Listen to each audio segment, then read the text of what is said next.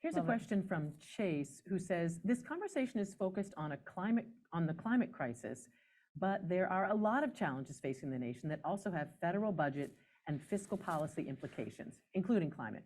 Social Security, Medicare, taxes, immigration, debt, and more. How should lawmakers prioritize and tackle them all? And Chase says, and can it be bipartisan? Those are great questions. And Brad, maybe you first, but everybody, Chase is right. There are a lot of fiscal challenges facing the nation. So how do our policymakers sort of balance it all? I think there are a lot of challenges. Climate touches all of them. From national security, where we're spending probably too much on military hardware and not enough on climate threats, and to having to provide economic relief in the case of responding to extreme weather. So climate is tied to all of those challenges in a sense because of the looming budget impositions it's going to make, which in turn threatens Medicare, Medicaid, Social Security, all the entitlements programs. And so we really have to look at it holistically. There are now veterans, Iraq and Afghanistan war veterans in Congress who are advocating to cut the defense budget and direct those funds elsewhere. It's a tough climb because it's very hard for an elected official to be anything but for increased military spending. It's probably going to get worse given the war in Ukraine. But our priorities have to shift if we're going to protect the basic fundamental social safety net we have in place.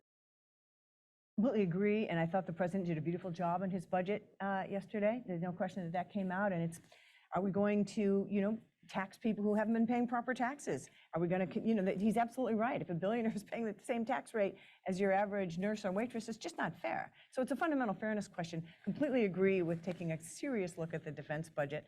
I mean, this is just common sense, and I think legislators have to continue to look at this pretty carefully. It's a crucial time.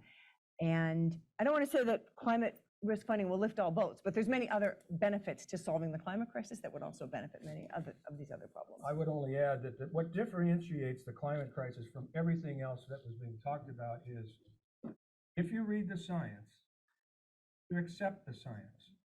It's now at 99% climate scientists. I'm talking about bona fide physicists. I'm not talking about people who claim to be scientists because they're veterinarians, okay? Bona fide climate scientists, when they use the term existential threat to humanity, to human civilization, that's what differentiates it. And frankly, if we don't get climate right, nothing else matters.